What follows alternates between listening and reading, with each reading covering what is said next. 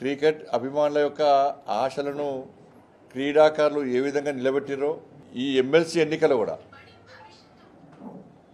పట్టభద్రుల ఉద్యోగ ఉపాధ్యాయ వర్గాల యొక్క ఆశలను భారతీయ జనతా పార్టీ ఎమ్మెల్సీ ఎన్నికల్లో గెలిచి నెరవేర్చబోతున్నది. 27వ తారీఖు నాడు కూడా మరొక మ్యాచ్ జరగబోతున్నది. మాది భారత్ ఇండియా టీం వాళ్ళది పాకిస్తాన్ టీం. ఓటర్లు ఆలోచించుకోవాలి. ఇండియా టీం అయినా మాకేస్తే మేము గెలుస్తాం. పాకిస్తాన్ గెలవాలనుకుంటే వాళ్ళకు ఓటేయండి. ఇండియా గెలవాలనుకుంటే మాకు ఓటేయండి. పాకిస్తాన్ గెలవాలనుకుంటే వాళ్ళకు ఓటేయండి. మాది ఇండియా టీం, వాళ్ళది పాకిస్తాన్ టీం. ఆలోచించుకోండి. ఎవరు మీ ఆశయాలు నెరవేరుస్తారో ఆలోచించి ఓటేయండి. మన ఉత్కంఠభరితంగా సాగినటువంటి క్రికెట్ మ్యాచ్లో పాకిస్తాన్ను చిత్తుగా భారత్ ఓడించింది. 27వ తారీఖు జరిగే ఎన్నికల్లో కూడా ఆ మ్యాచ్ పొలిటికల్ మ్యాచ్లో కూడా కాంగ్రెస్ పార్టీని చిత్తుగా ఓడించడానికి భారతీయ జనతా పార్టీకి అవకాశం ఇవ్వండి. ఎందుకంటే నిన్న ముఖ్యమంత్రి గారు ఇంతవరకు నాకు తెలిసి రాష్ట్రంలో ఎమ్మెల్సీ ఎన్నికల్లో ఏ ముఖ్యమంత్రి పాల్గొనలే. నిన్న ముఖ్యమంత్రి గారు ఊటిన 3 జిల్లాల్లో పర్యటించి 3 జిల్లాల్లో మీటింగ్ పెట్టినట్టునే కాంగ్రెస్ ఓటమి ఖాయమైంది.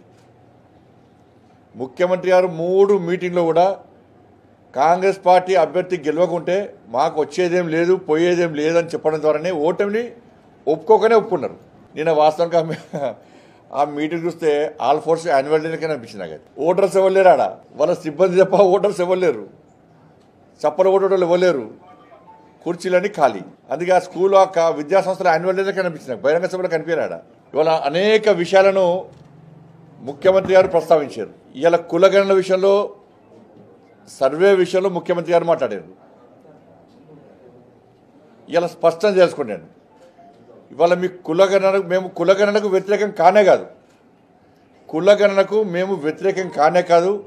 మీరు 42% బీసీలకు రిజర్వేషన్ ఇస్తాంటే దాన్ని పక్కా మేము స్వాగతిస్తాం. కానీ మీరు ఇచ్చేది ఉపాధి రంగాల్లో మాకు ఇచ్చేది ఎంత? బీసీలకు ఇచ్చేది ఇంతకుముందు 27% ఉండే, ఇప్పుడు కేవలం ఇంకా 5% మాత్రమే ఇస్తున్నారు. అంటే 32% ఇస్తున్నారు మాకు. ఇంకా 10% ముస్లింల రిజర్వేషన్ మాకెందుకు ఇస్తారు? ఇంకా 10% ముస్లింలకు ఇస్తున్నారు మీరు. అంటే 100లో 80 మంది వాళ్ళే ఉంటారు. ఇవాళ మీకు జనగణన తప్పు అని ఎందుకంటున్నామంటే ఇవాళ 3,95,00,000 రేషన్ కార్డులు ఉన్నాయి, ఆధార్ కార్డులు ఉన్నాయి. 3,95,00,000 ఆధార్ కార్డులు ఉన్నాయి. ఆధార్ కార్డులు తీసుకున్న వాళ్ళు ఇంకో 30 లక్షల మంది ఉంటారు. అంటే 4,30,00,000 మంది జనాభా తెలంగాణ రాష్ట్రంలో. సరే, ఇంకో లెక్క చూద్దాం. ఎన్నికల కమిషను 3,30,00,000 ఓటర్స్ ఉన్నారని చెప్పారు. 3,30,00,000 ఓటర్స్. ఇలా ఫస్ట్ నుంచి 10th వరకు చదువుకున్న వాళ్ళు 60 లక్షల మంది అని చెప్పి ప్రభుత్వం లెక్కలు చూపడుతున్నది. అంటే 3,90,00,000. ఇప్పుడే పుట్టిన వాళ్ళు, ఒకటి చదువుకుంటూ రాని వాళ్ళందరూ కూడా వాళ్ళు ఒక 30 లక్షలు ఉంటారు. అంటే ఆ లెక్క చూస్తే కూడా 4,30,00,000. 4,30,00,000 జనాభా అన్ని రకాలుగా చూసిన 4,30,00,000 జనాభా ఉన్నప్పుడు మీ సర్వేలో 3,70,00,000 అని ఏ విధంగా వస్తుంది? ఇంకా 60 లక్షల మంది ఏడికి పోయారు. మరి మీ సర్వేలో ఎందుకు రాలే? మీ కులగణన, మీ సర్వే ఏ విధంగా కరెక్ట్ అవుతుందో చెప్పండి. అధికారిక లెక్కలు చూసినా అనధికారిక లెక్కలు చూసినా కూడా 4,30,00,000 వస్తున్నది. కానీ మీ లెక్క మాత్రం 3,70,00,000. మిగతా 60 లక్షల మంది ఏడిపోయారు. వాళ్ళు ఎస్టీలా, బీసీలా, ఓసీలా, ఎవరు వాళ్ళందరూ? మరి మీ లెక్క కరెక్ట్ ఎట్లయితుంది? ఇవాళ కేసీఆర్ గారు సమగ్ర సర్వే చేస్తే హిందువుల మొత్తం బీసీల జనాభా ఎంత అంటే 51%. ఇవాళ మీరు సర్వే చేస్తే 10%, మీరు సర్వే చేస్తే 46% వస్తున్నది బీసీ జనాభా. దానిలో ముస్లింలు కలిపితే 56% అవుతున్నది.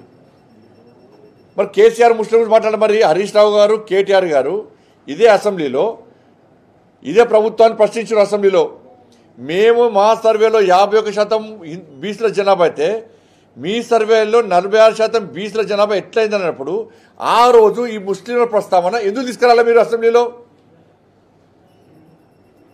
అప్పుడు ప్రస్తావన తీసుకురారు, ముస్లిం ఇష్యూ రాదు. కాబట్టి తెలంగాణ రాష్ట్ర ప్రభుత్వం బీసీలకు ఇచ్చే రిజర్వేషన్ ఎంత అంటే ఇవ్వాలనుకుంటున్నటువంటి రిజర్వేషన్ ఎంత అంటే 32%.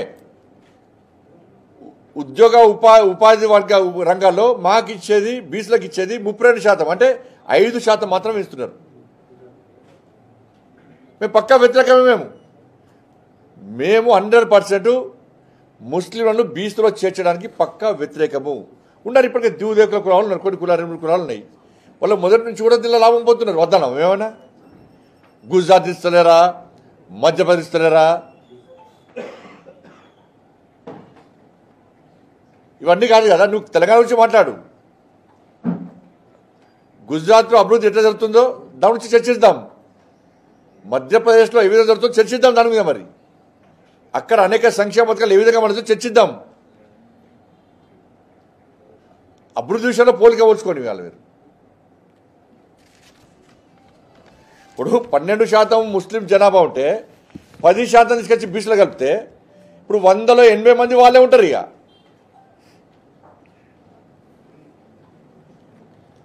ఇక ఫోన్ ట్యాపింగ్ కేసు, ఈ కేసు కేంద్రం అరెస్ట్ చేస్తారంటే విచారణ చేసేది రాష్ట్ర ప్రభుత్వం. లా అండ్ ఆర్డర్ ఎవరి కంట్రోల్ ఉంటుంది? రాష్ట్ర ప్రభుత్వం కంట్రోల్లో లా అండ్ ఆర్డర్ ఉంటుంది. అరెస్టులు చేయాలన్నా మీరు వేయాలి, విచారణ చేయాలన్నా మీరు వేయాలి.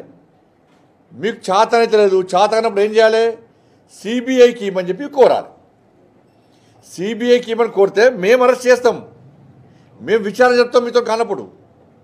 అనేక కేసులు ఇస్తామన్నా మేము కోర్టులో. మరి చింతల రామచంద్ర రెడ్డి గారే ఫోన్ ట్యాపింగ్ కేసులో సిబిఐకి ఇవ్వాలని చెప్పి కోర్టులో పిటిషన్ ఇస్తే అడ్వకేట్ జనరల్ వ్యతిరేకిస్తున్నారు, ప్రభుత్వం వ్యతిరేకిస్తున్నది సిబిఐకి ఇవ్వడానికి.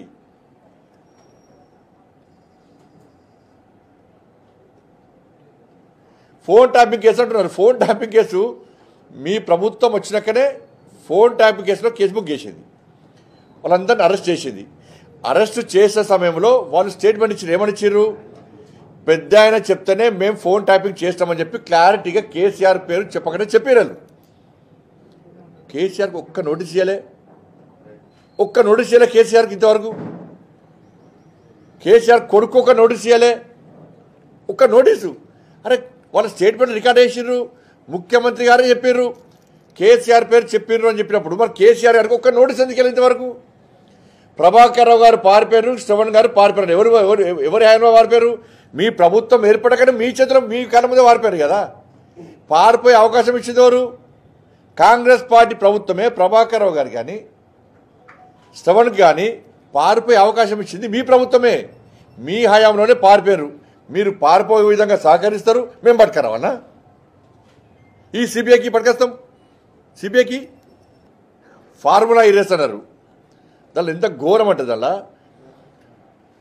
కేసీఆర్ కొడుకు ఢిల్లీ హైకోర్టు పోయిండు, హైకోర్టు విచారణ చేసుకోవచ్చు అన్నది.